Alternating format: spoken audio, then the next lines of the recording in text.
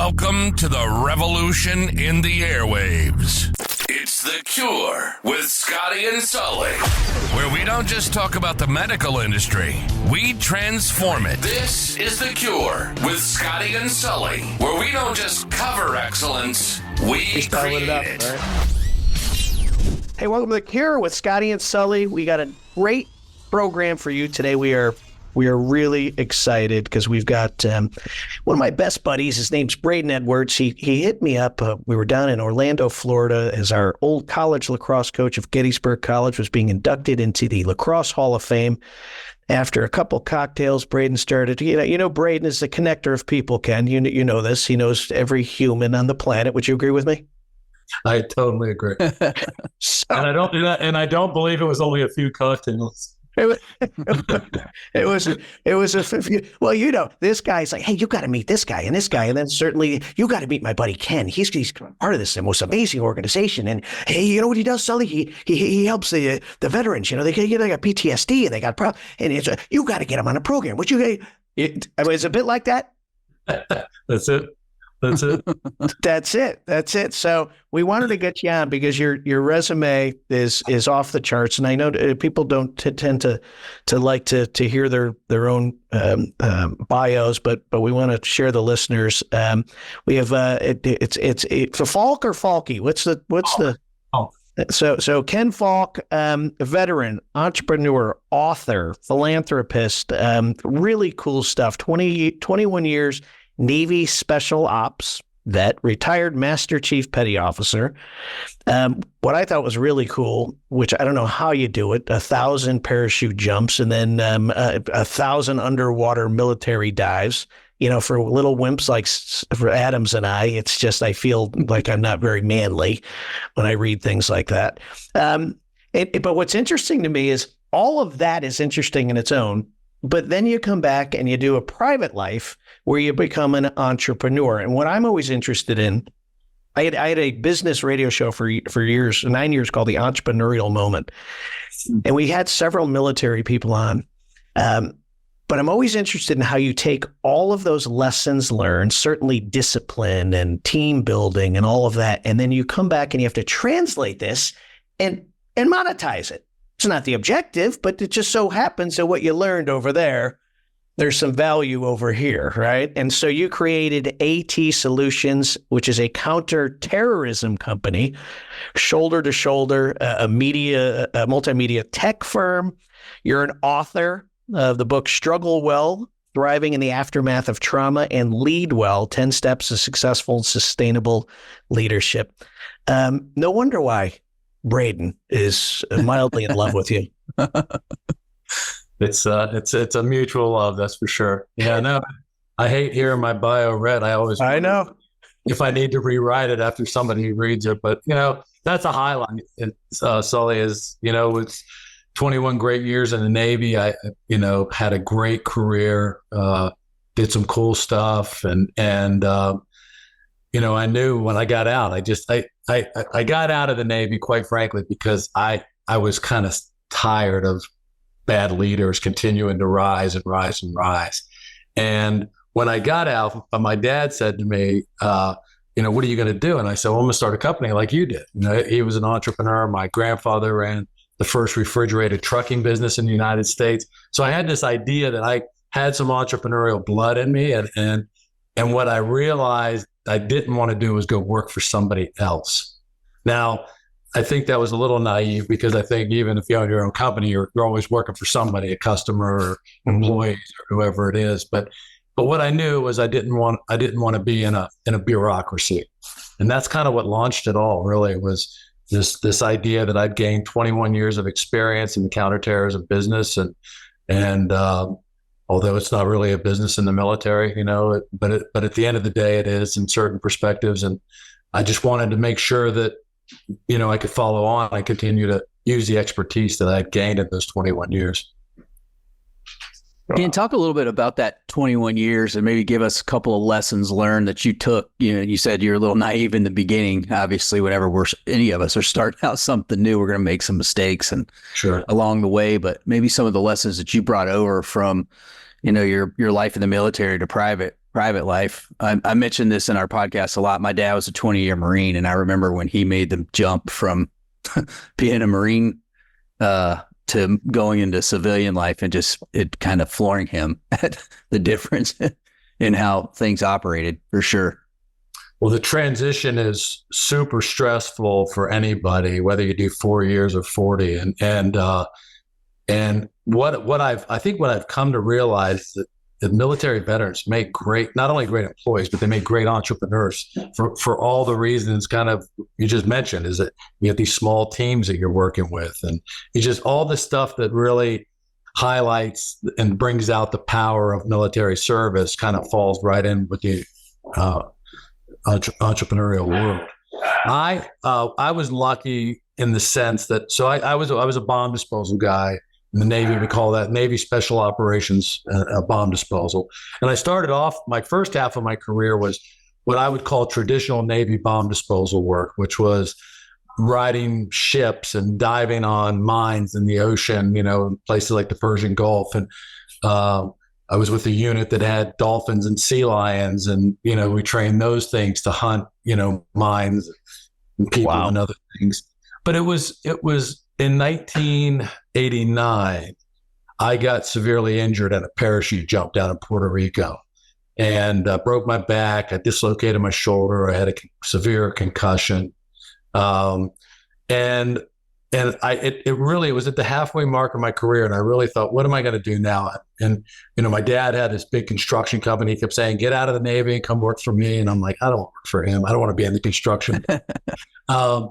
And I don't know what it was, but I was laying in the hospital, and I just thought, I'm going to get out of here. I'm going to get better. I want to continue this military career. And that was March of '89. I was out of the hospital in June. And by December of that year, I ran the best physical fitness test of my career. And then a year later, in early 1990, or right towards the start of the Gulf War, I went to work for a SEAL team as a bomb disposal guy, because the SEALs mission was transitioning really from kind of this, force protection, training foreign forces world to counterterrorism. I don't know if you remember the Achille Lauro, where they pushed a guy off in his wheelchair off the cruise ship. But there was really, the United States really didn't have, before the mid 80s, a real good maritime counterterrorism capability. And that was created, with the legendary SEAL Team 6. And I was able to go over and work with the SEALs for, a little while, and then just kind of continue on in that journey. And the second half of my career really became, other than 3 years at the EOD school teaching bomb disposal, the second half of my career really became all about supporting special forces units, Army and Navy special forces units. And I just, I became an expert in a couple of things, primarily terrorist use of explosives, bombs, and those bombs. People in the business world, there wasn't a lot of discussion about it, but after 9/11, it was, when the threat was here, and now the crazy world we're living in, it was just like people wanted to understand what they could do. And I thought, well, maybe we could turn this into a business. And I sat down and talked to my dad. And I said, do you have any good advice? He said, yep, get a good accountant, a good banker, and a good lawyer. He had no clue about my counterterrorism business plan, but he knew I was a dummy, and he thought, you got to get these three people on your team. So talk about that a little bit in the AT Solutions business, and give a little background on that.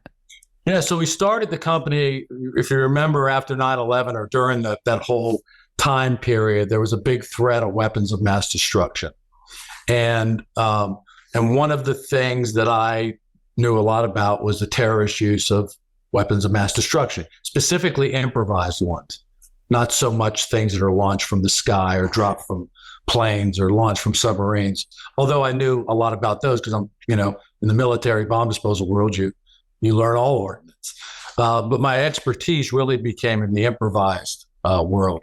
I was stationed in Scotland in the late 80s. I was able to go through the British, what they call the pre-Northern Ireland course. there wasn't a lot of homemade bombs in the United States, and there still aren't, thank God. But the British and the Israelis had been fighting bombs for a long time. So back in those days, late 80s, 90s, the experts were really in Israel and England. So I got to go through British bomb disposal training. That really opened up my eyes, and I became this expert. And I just kept thinking to myself, I wonder, if there is a business plan. There's places like Shell Oil that needs really good force protection, and people don't really understand, even to this day, by the way, when it comes to security forces, they don't really understand what I would say hardcore terrorism that's going to break through a perimeter. And they use explosives to break through perimeters. Most security guards are very good at controlling traffic and controlling people walking, through a gate, or looking for people who might be armed. But, you can hide it. You can hide in a car bomb. You can hide explosives anywhere. I mean, Khobar Towers, I don't know if you remember the Air Force barracks that were taken down. That was a fuel truck. And they had built this bomb in the bottom of a fuel truck, and then they welded above the bomb, they welded a plate, and above the plate, they filled it with gas. So when the security guy came out to check to make sure it had gas in it, of course he was getting an indicator of gas because the top part of the tank was gas. What he didn't do was, look far enough down in the tank to realize that the bottom half of it was full of explosives, and the truck pulled right past security and blew up and, killed a handful of people and destroyed a, multi-million-dollar barracks facility. Wow. So I thought we could take that expertise and bring it out to corporate America. And the Department of Homeland Security had just started, and a friend of mine had had a presidential appointment, gone to work there. And he said, I really need guys like you to help me at my vision of protecting the country from explosive attacks. So that's kind of how everything started. We were doing what we still call vulnerability assessments, where we would go out to critical infrastructure sites, which, by the way, back then were labeled as facilities that if there was an event, say a chemical facility, and an explosion occurred, that 50,000 or more neighbors, employees would die in that event. So after 9/11, there were about 150 of those sites around the United States. You could think of nuclear power plants, chemical facilities, those types of places, dams. And we went around and looked at these and looked at how terrorists would attack them.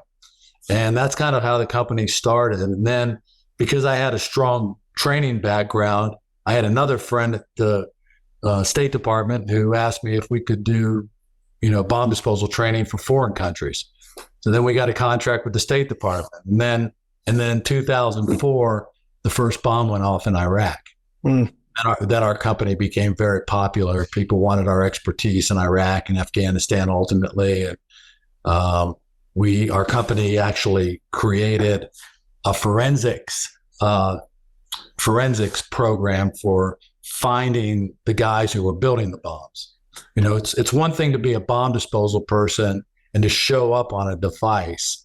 It's another thing to stop the construction of that device by knowing who's financing it, by knowing who's building it, by knowing who's planting it. So there's all these opportunities to shut it down before the device never even happens. And that's what we became experts in, was kind of creating a system around that. And then all of a sudden, 6 years into the startup, people started knocking on our doors, and I mean literally, and asking us to sell the company. I wasn't quite ready. My business partners, I think, were. We were hard at it. I mean, the first 2 years I ran that company, I was on the road 300 days. Wow. Yeah. The third year, a long time since I was there. Yeah, it's a lot, right? It is. And by the way, not in nice hotels in New York City, right? And Afghanistan and Iraq and other crazy parts of the world. So we were onto something, and we had created this valuable asset. And specifically I think every sector has a big mergers and acquisition business. In the defense business, other defense contractors, normally bigger ones, come after you. And that's what started happening. And once we started getting offers, then it started getting real. And quite frankly, talking about naive, I knew you could sell a company because my grandmother had sold my grandfather's trucking company after he died. But I don't think I really fully understood that process of what it meant to sell a company. So we hired an investment banker, and I spent 2 weeks up at Wall Street looking at different companies and different private equity solutions. Every small business that I had seen in our sector that had been bought by a bigger defense contractor, within a year, the company was destroyed. And culture, just everything. Yeah. Small businesses are fun. Big bureaucracies, at least for me, weren't the place I wanted to be. So, long story short, we found this private equity solution where, a handful of my business partners and I were able to reinvest in this deal and also cash out. And that's kind of what, really led me on the journey of where I'm at today. Hey, Scotty, you and I work with a lot of companies who get acquired, and it's often a sloppy transition, right? Which kind of goes to what you're saying here, Ken, is how do you maintain culture? If you're a small acquisition, part of a larger company, often you're left behind a little bit. Resources and attention aren't put into those companies, and to your point, they often fail. What advice would you give to maybe a smaller or mid-sized business who has been acquired, maybe didn't have as nice a deal as you had? Private equity was going to allow you to still have your vision. You have any tips for them? Like, what would you have done had you been put in that situation? So we can help these people. Yeah, definitely. I always tell people, and it's jokingly, at the end of the day, I think when I've grown to become a person that has no regrets. But our company was worth $100 million more the following year, and we knew that. And my wife and I, we own the majority of the company, but we had given these minority stock options out to a handful of buddies of mine who I had served with, who I knew could help us grow the company. And at the end of the day, 13 of us walked away with millions of dollars. But if we'd have waited a year, like I had suggested, we walked away with a lot more. That's probably, if there's a regret in my life, that's probably the only one. The private equity firm we sold to was full of real good expertise in our sector, to include a former Secretary of Defense, former chairman of the Joint Chiefs of Staff, real high profile people that understood what we were trying to accomplish. And that was great. But I think my advice to small businesses is to really look at what I would call the two major selling strategies. Is this: do you want to be acquired by a strategic partner where that your company culture probably won't last? They're buying you because they like your customers, they like your products, they like your services, whatever it is.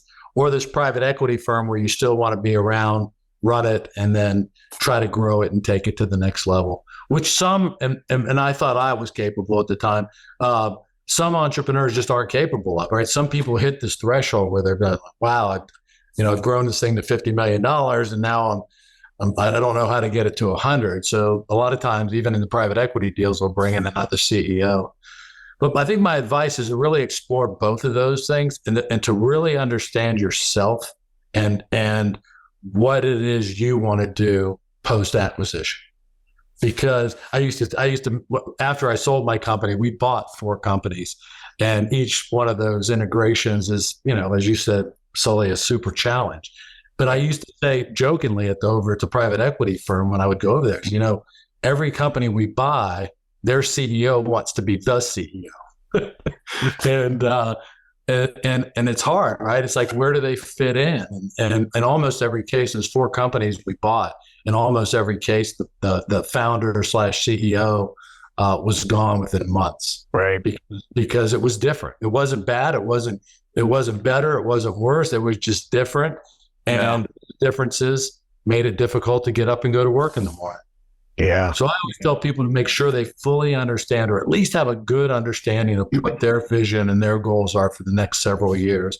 Because in a big strategic merger or acquisition, you're probably going to be gone. And then a private equity firm deal. They're probably going to want you to stick around and continue to grow the company with their expertise. Yeah. And on the individual level, so I have a buddy of mine who I grew up with in Waterbury, Connecticut, and he did great, Harvard Business School, blah blah blah. But he was a pretty directive leader.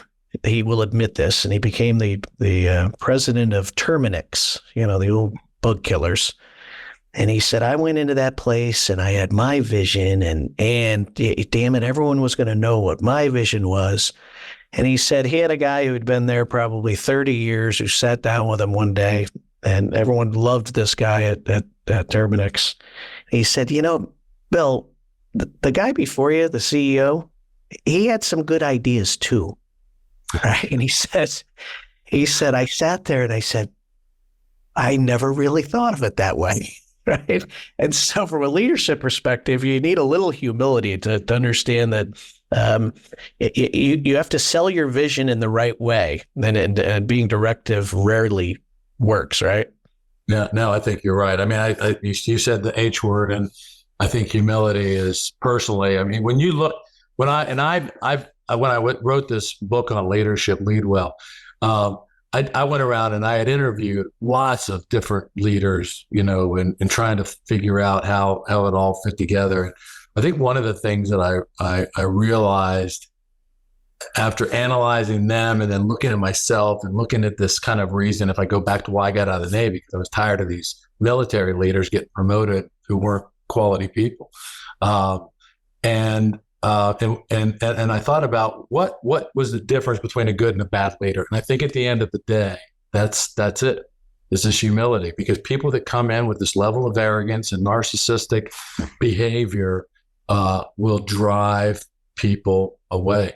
And you see it every single day. I've become, through my philanthropic work, and I've become close to the two founders of the Home Depot, who are both, multi-billionaires, started off as super poor children from immigrant parents and have lived the American dream. And I remember one of them, Bernie Marcus, telling me the story of a CEO that they put into Home Depot, who was basically all this culture and everything that they had built just was destroying it, and the stock price going down. And, it took a big effort to fire that guy. And it's hard. It's just hard when you have that type of attitude that it's your way or the highway.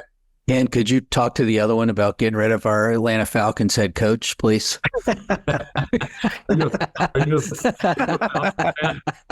I live in Atlanta. My son is a huge Falcons fan. I watch them. I'm a college football fan. I don't watch a lot of pro NFL stuff, but I listen to sports radio every morning, and the Atlanta people are all over them. Arthur's such a great guy, He is. I've sat in the owner's box with him a couple of times, and he actually wrote the foreword to my book, Lead Well. And he is so committed to making that team great. I know he is. He loves Atlanta. I mean, it's just, I don't know how else you could say it, but Arthur and Bernie love Atlanta. One of my closest golfing buddies here in Atlanta is Brian Finneran, who played for the Falcons for 11 years and knows Arthur real well, but he does the morning talk radio. And so I listen to him, and I text him during the show in the mornings just to give him a little fuel for the fire. But they have so much talent on that team. It's just, I just feel like they're not, they need to be coached a little different. I got a real timely question for you with some stuff. And I don't want to get too deep into the companies that are dealing with some struggles in our industry right now, but I'll give you a little bit of tidbit about one. Just lost a major manufacturer that they represent, which is going to be a huge hit to their business. So it's a huge struggle for them going into this year. Two of the other ones just got hit with cyber attacks in a dramatic way, and it is going to affect thousands of sales reps across the year. It has been for the last 6 months. And you wrote the book, Struggle Well, thriving in the aftermath of trauma. Can you talk to those folks a little bit about kind of that book and some of the key takeaways from that? Yeah. Well, let me tell you a little story to lead you up to that point, and then bring me back because I don't want to get too far off track. But so we sell the company. Well, first of all, but back up to like 2004, the first bomb disposal guy who lost limbs in Iraq had been medevac back to DC. His sergeant major was a personal friend of mine, called me and asked me if I'd meet this guy at the hospital because the sergeant major was in Iraq as well. So Julie and I go to the hospital and we're thinking, okay, we'll help this guy. We'll get his family to the hospital. We'll pay for his mom to stay in a hotel and whatever else we needed to do. And we did all of that. And I thought, as a veteran of the first Gulf War, I'm thinking, well, this will be over in 3 months anyway. It was the longest war in our nation's history. We were at war for 20 years. And just in our small bomb disposal community, which is each service has a bomb disposal element, but the total numbers are under 7,000 troops, which that's Army, Navy, Air Force, and Marines. And when you look at the SEAL teams, which is another small elite unit, they're probably at 10,000 just by themselves. So this is a really small community. And when I got out of the Navy, we used to say there were always 1,000 Navy bomb disposal guys, 700 enlisted and 300 officers. It's grown a lot. I think it's about 2,500 people now, but for obvious reasons. But, when I was in, it was a super small community. But anyway, we saw 11 more amputees that year, and my wife and I actually created a foundation called the Wounded. EOD is Explosive Ordnance Disposal or Bomb Disposal. Created a charity called the Wounded EOD Warrior Foundation to help these amputees. And then we started bringing them out to our house. I live about an hour west of DC in the Blue Ridge Mountains, and we had a big farmhouse, 200 acres of land, and we started bringing these guys and their families out to our house. And I came home one night and my wife had this idea. If you thought about this property we owned, we had about 10 acres of, park-like grass around our house. We had about 150 acres of woods, and then about 37 acres of horse pastures. And we used to call the pastures the meadows. And my wife said, why don't we donate the meadows? We can build some cabins there and let these families, instead of coming to our house, have them have their own home away from home. And that's really what started me on this philanthropic journey. We donated 37 acres of land. We put up, millions of dollars, went out and raised, millions of dollars and built the nation's first retreat center for military and veterans. And the first year it was mostly amputees, guys that were in this hospital. But we knew that as the war wound down, the physical injuries would wind down and these invisible injuries would really ramp up. And what I got to know really well, not only through our personal family struggles, but through watching my friends in the Navy bomb disposal community, by the way, in the last 20 years, we've lost 3 times the number of guys to suicide than we did to deaths on the battlefield. In wars, by the way, in Iraq and Afghanistan, that the primary weapon of choice by the bad guys were bombs. I mean, it's not unusual to talk to a Navy bomb disposal guy who was in Iraq for a year and disarmed 10,000 bombs. It's crazy, the work that these guys did. So what we had a little bit of a internal family mental health challenge, and then I was watching all this stuff happen with the military, and I was struggling with it. I kept thinking, why do some people do really well in the aftermath of trauma, and why do some people, really struggle? So I took a trip around the U.S. I went to all the top medical schools that trained psychiatrists and psychologists and social workers. And what I really walked away from that trip was realizing that the medical community in our country, although it's probably truthfully the best in the world, it's got a lot of problems. The mental health community has got 100 times more problems. Yeah. To include primarily, since we're talking about leadership, a leaderless community, right? They're led by associations. They're driven by insurance companies and pharmaceutical companies. It is a terrible, terrible system. And on this journey I took around the U.S., I met this doctor in North Carolina, UNC, who had coined a term in 1995 called post-traumatic growth. And the idea of post-traumatic growth is that no matter what happens to us in life, that we can thrive on the aftermath of it. Now, the doctor's name is Rich Tedeschi. And I said to Tedeschi, I said, I understand that you've watched and you've studied and researched the outcomes people who had experienced trauma and gone on to do really great things.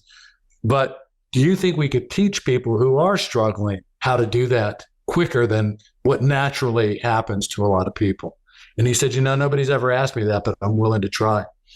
And that's what we did. We set up a program to teach men and women who were struggling how to thrive. And that program had, what started out as, maybe helping 100 people a year. Last year, we helped 10,000 people. And we just tried to figure out, what the right recipe is. And the idea is that you have got to really take advantage of these opportunities when these traumatic experiences happen to you and learn from them. And it's much more complicated than I think we can get into on the podcast. But the high level overview of it is, once you understand that why that trauma happened to you, or why that incident happened to you, and you can get out of that victimhood mentality, because that's the first reaction that we all have. Okay, shit hit the fan. I got a black cloud over my head. Something, something's wrong. I got to fire my BD guy. He dropped the ball on his contract, whatever the story might be. Once you get out of that victimhood mentality and think, okay, how do I learn from this and how do I grow from this? Then you're on this path to righteousness, basically. And that's what we've created at Boulder Crest. And yes, we only primarily serve military and veteran personnel. We've had a couple professional athletes come through the program. We've done some work in a high school. Suicide in this country is an epidemic. 140, I think we said post-COVID, 140 Americans every day kill themselves.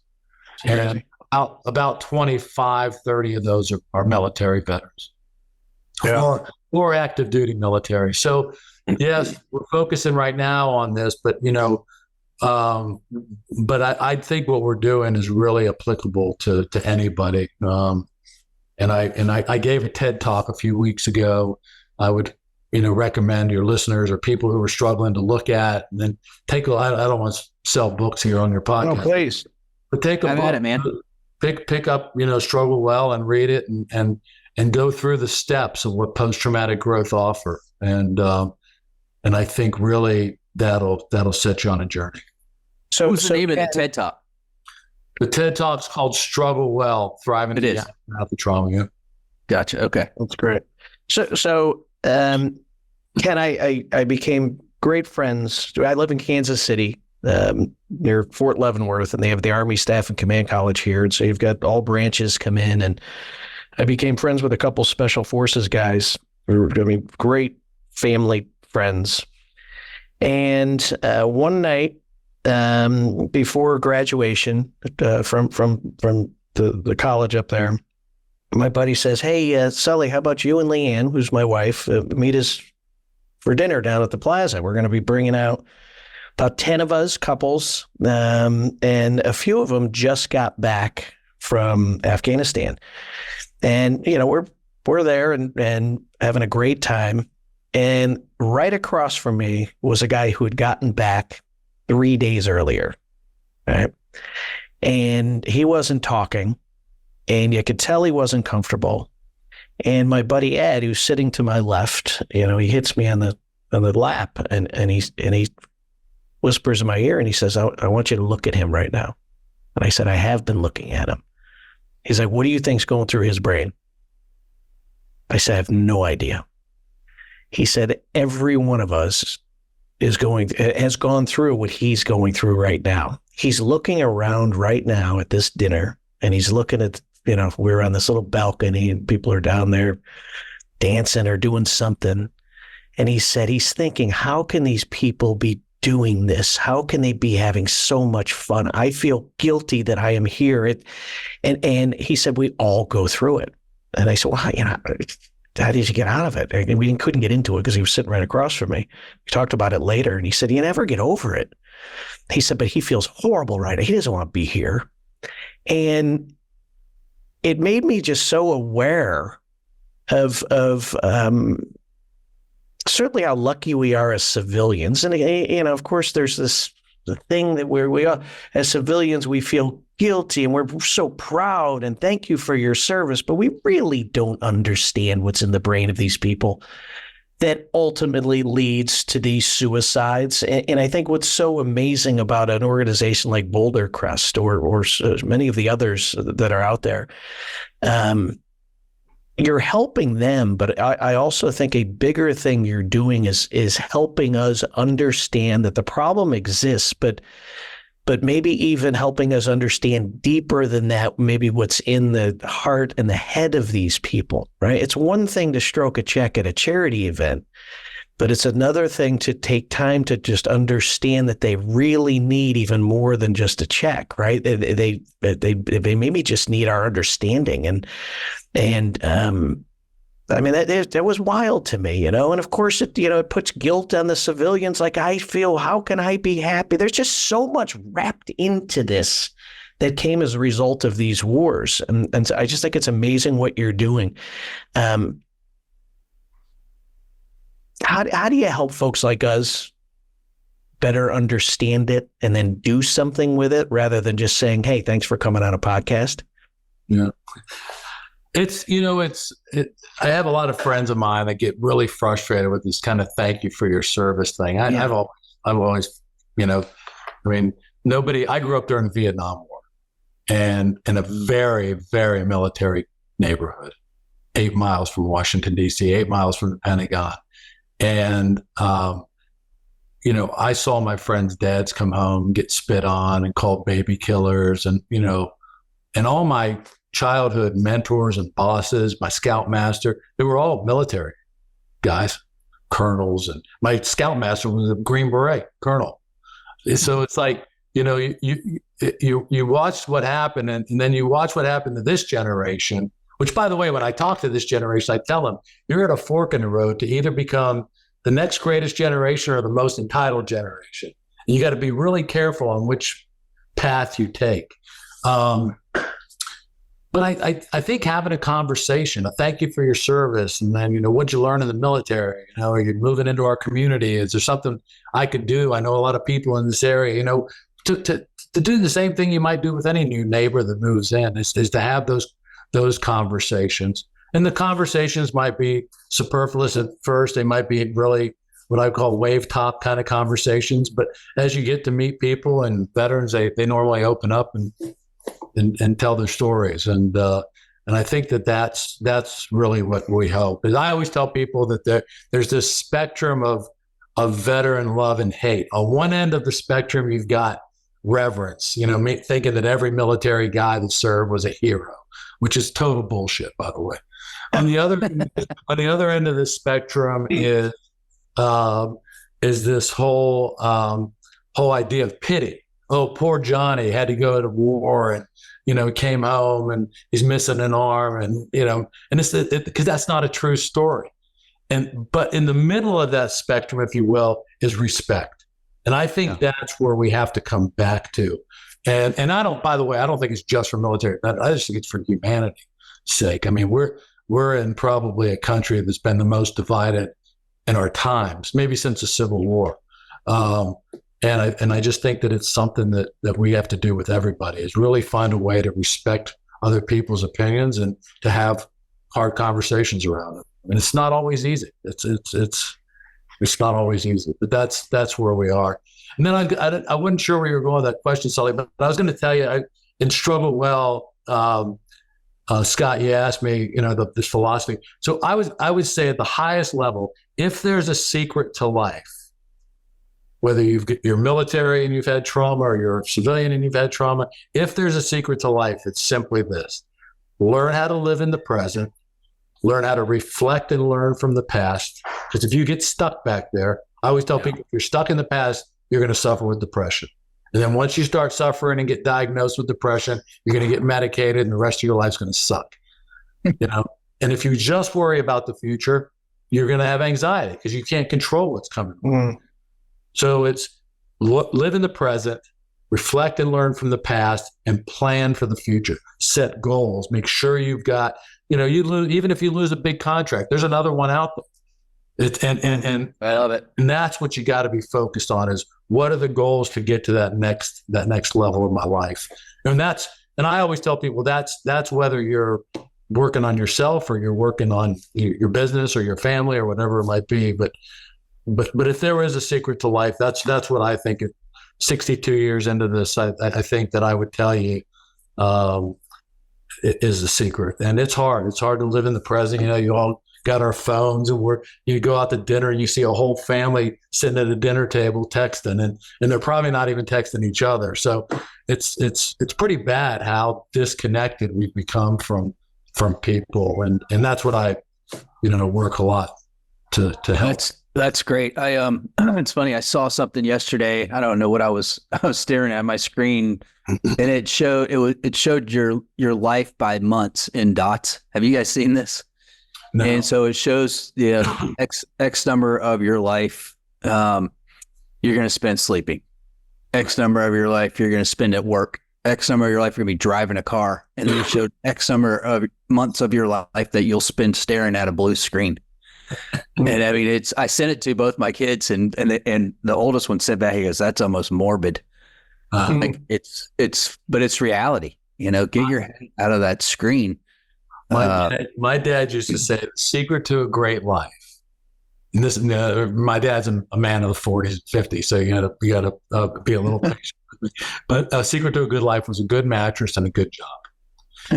My dad was a fitness guy too. He was always doing something, working out. He was a policeman when he first got out of the Army. Just always stayed in shape and always did his thing. But my dad's philosophy was, if you're going to have any element of health in your life, you've got to get sleep. You've got to get good sleep. Yeah. And if you're going to have any happiness in your life, you've got to have a good job. You got to want to get up and go to work every day. But if you think about, that timeline, you've got, let's say 8 hours a night you sleep, 8 hours a day you work. If you live where I live, 2 or 3 hours a day commuting. And it's the shortest periods of our life that we spend with the people we love the most, that we fuck up the most. Right. And that was my dad's whole philosophy, was how do you, if you can get a couple of things right, then when you come home from work, you're not pissed off, you're not kicking the kids or kicking the dogs or whatever, whatever people do when they come home from work frustrated because work sucked and they didn't sleep well the night before. Or the only way they got to sleep the night before was to drink themselves there. It's just, it's hard. I mean, it's simple things that can fix our problems, but they're super hard to execute. And I think that's the story of life, really, right? Yeah. Well, I think we often at work, we'll go back to what you said earlier, how our country's divided. And the thing about the work environment is I think we all try to be our best. Right? You wouldn't walk down the hall to see a marketing guy and say, "I heard you voted for Biden." Right? You wouldn't do that at work.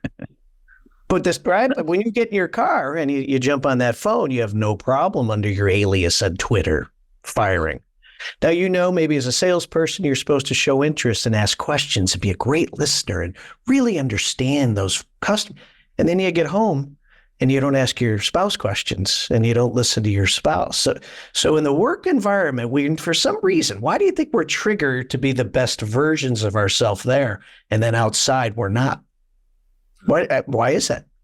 It's like I said, it's hard to describe, right?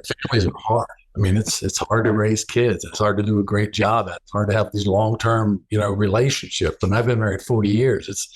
I've got 2 daughters and 5 grandkids, and it's like it's complicated, the whole thing. And it's just I think the short answer to your question is I think it's easier at work. Yeah. Than it is at home. Right? I think the easy button is a lot easier at work than it is at home.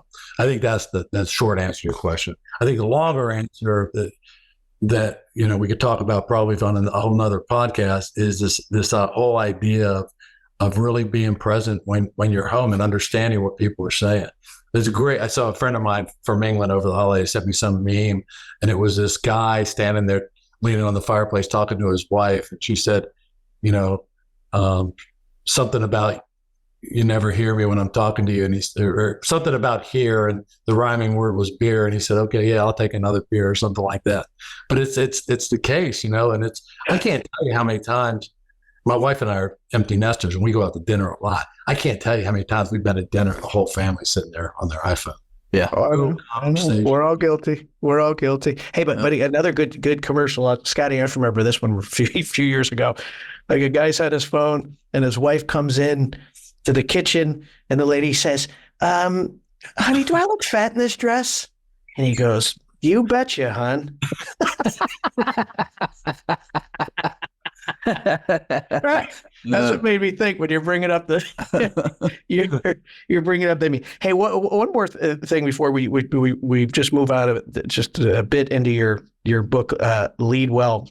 As you two were talking, and Scotty, specifically, you and I, with our clients who are dealing through the struggles of losing a product line, and as you described, one of our distribution partners struggling. I think what really stresses people out is uncertainty, right? And I saw a great TED Talk recently. I can't tell you who it was, and he described it as, if someone's dropped in a desert, the most stressful part is that you can go any direction, and that's stressful. Right? It's that uncertainty of where should I go is what stresses people out. If there was a road out there, it would take a little bit of that stress away. And I think, Scotty, with the clients that we're talking about, they feel like they're dropped in a desert right now. It's that uncertainty. And so I don't know, how do we help people create some certainty? And of course, my only answer is by establishing what you said, Ken, is these objectives and these goals and keeping them in front of you. Get yourself someplace to go towards, and then hold yourself accountable to you getting there. It drives purpose of what you're doing. And I think that applies to a lot of people who either don't manage their time well or just sort of reactive to their day. That uncertainty, I think, causes stress. Yeah. What's your take? It's, what is uncertainty, I guess, is that, again, it goes back to this idea of the future. Have you set a plan for the future? You get dropped in the desert, by the age of 10 or 11, most people know the sun rises in the east and sets in the west. I mean, maybe it's not a road, but there's something there, right? There's some indicator of what I'm gonna do. I tell you a quick story. So on this journey around learning about mental health and getting frustrated with this mental health system and talking to Tedeschi, I said, well, listen, I know you've done a lot of research on his specific research was around cancer, families who had lost children to cancer. And I said, but have you ever done anything with the military? He goes, yeah, actually, we studied prisoners of war from Vietnam to talk about uncertainty, right? And 30%, just to give you some quick numbers, 30% of Vietnam vets came home and were diagnosed with PTSD. 4% of prisoners of war did. Now, I can't imagine, personally, I've been in combat, I can't imagine anything worse than getting captured and tortured on the battlefield. And not like terrorists do today, where a day or a week later, they put you in an orange jumpsuit and kill you. I mean, these men were in prison camps for 6, 7, 8 years. And one of them, I've become really close friends with, a retired Navy captain named Charlie Plum. And Charlie tells his story. It's simply this. He was in an 8-foot cell, but once he realized that it wasn't the 8-foot cell that was constraining him, it was the 8 inches between his ears, then it became a whole different life. And that's when you can reframe things into a positive manner.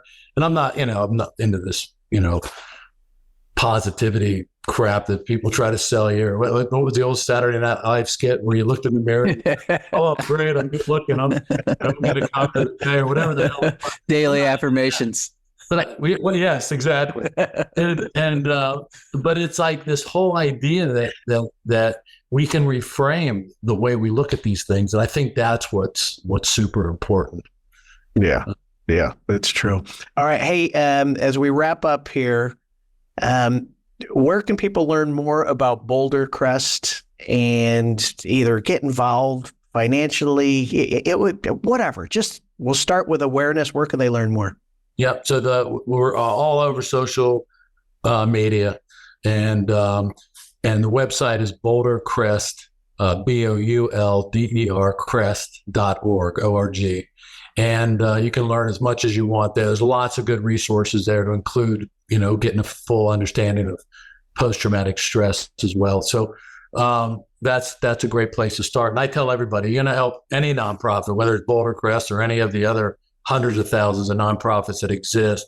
There's 3 ways to help. The first way is to follow them on social media and share the work through your network. Because even if you don't have financial means or time to volunteer, there might be somebody in your network that does. The second thing is to volunteer. Try to get out and help them. Every nonprofit in the world needs volunteers, whether it's your local animal rescue shelter or the Red Cross. Everybody needs volunteers. And the third way is to contribute money. And money's hard, especially when times are tough. But it's something that I think we need to do, especially the folks that have been super successful and need to remember where they came from and to give back in some form or fashion. Amen. That's awesome. And of course, finally, your book, Lead Well, found on Amazon. It's only a couple years old. I went through the few of the pages online. What I like about it, they're very simple concepts, right? Very simple things that you can learn. And even as you go through here, look at this table of contents, lead yourself first. There's so many things that we could talk about. But first thing I'm doing is I'm going to Boulder Crest, check out how we can help there. And I'm going to buy Lead Well by my man, Ken Falke. So Ken, thank you so much for joining us, man. We're blessed to know you. Thanks, Ollie. Thanks, Scott. And Dan, great to meet you, bud. Yeah, man, it's been good. And if there's anything I can do, you want to get on another call one day and just talk about Lead Well, I'm happy to do that. I know you're... Well, final thing, and I think the reason why Scott wanted to talk about trauma is his Crimson Tide is not going to the national championship.